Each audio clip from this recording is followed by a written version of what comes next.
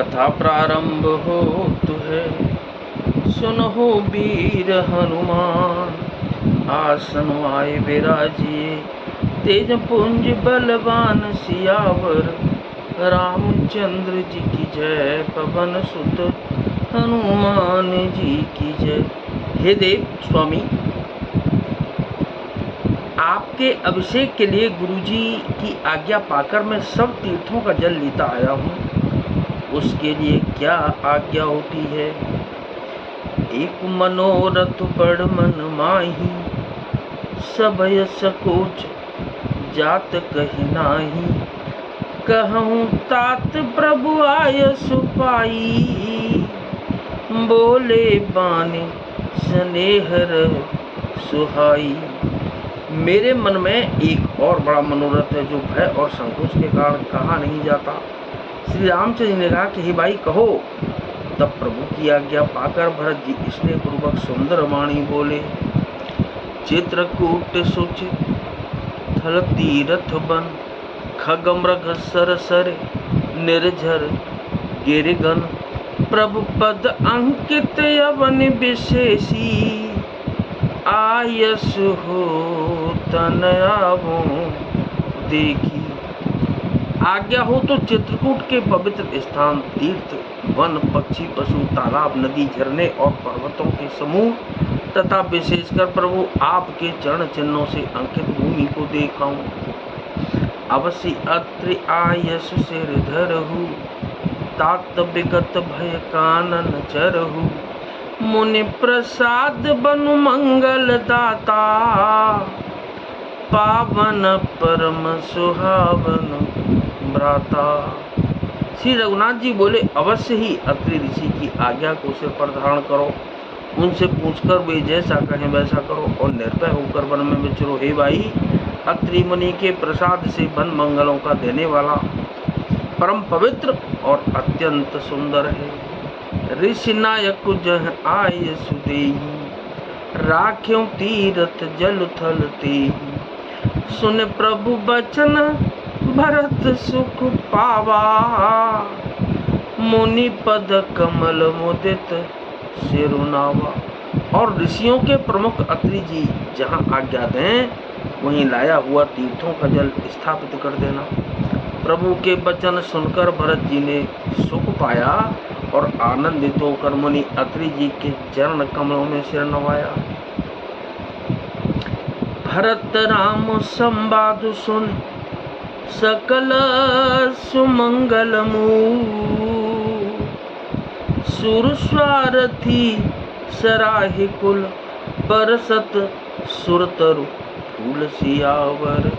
रामचंद्र जी की जय। पवन सुत हनुमान जी की जय। समस्त सुंदर मंगलों का मूल भरत जी और श्री रामचंद्र जी का संवाद सुनकर स्वार्थी देवता रघुकुल की सराहना करके कल्प वृक्ष के फूल बरसाने लगे। धन्य भरत जय राम गोसाई, कहत देव हर सत बरियाई। सुनु मिथिलेश सभा सब काहू, भरत बचन सुन भयहु उछाहू। भरत जी धन्य हैं, स्वामी श्री रामचंद्र जी की जय हो। ऐसा कहते हुए देवता बलपूर्वक अत्यधिक हर्षित होने लगे। भरत जी के वचन सुनकर मुनि वशिष्ठ जी, मिथिलापति जगत जनक जी और सभा में सब किसी को बड़ा उत्साह आनंद हुआ। भरत राम गुण ग्राम स्नेहु, पुलक प्रशंसत राहु विदेहु। सेवक स्वामी स्वभाव सुहावन, नेमु प्रेमु अति पावन पावन। भरत जी और श्री रामचंद्र जी के गुण समूह की तथा प्रेम की विदेहराज जनक जी पुलकित होकर प्रशंसा कर रहे हैं। सेवक और स्वामी दोनों का सुंदर स्वभाव है। इनके नियम और प्रेम पवित्र को भी अत्यंत पवित्र करने वाले हैं। मति अनुसार सराहन लागे, सचिव सभासद सब अनुरागी। सुन सुन राम भरत संवादु, दुह समाज ही हर्ष विषादु। मंत्री और सभासद सभी प्रेम मुग्ध होकर अपनी अपनी बुद्धि के अनुसार सराहना करने लगे। श्री रामचंद्र जी और भरत जी का संवाद सुन सुनकर दोनों समाजों के हृदय में हर्ष और विषाद, भरत जी के सेवा धर्म को देखकर हर्ष और राम वियोग की संभावना से विषाद दोनों हुए। राम मातु दुख सुख समझानी, कही गुण राम प्रबोधि रानी। एक कहें रघुबीर बड़ाई, एक सराहत भरत भलाई। श्री रामचंद्र जी की माता कौशल्या जी ने दुख और सुख को समान जानकर श्री रामचंद्र जी के गुण कहकर दूसरी रानियों को धैर्य बताया।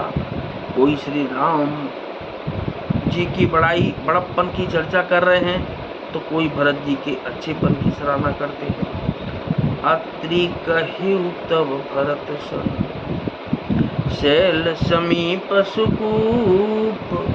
राखे तीरथ तो हितह, पावन अमिय अनूप सियावर। रामचंद्र जी की जय, पवन सुत हनुमान जी की जय।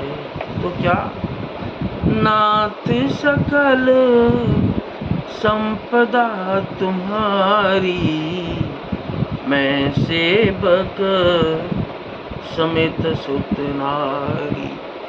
मंगल भवन अमंगल हारी, उमा सहित जिहु जपत पुरारी।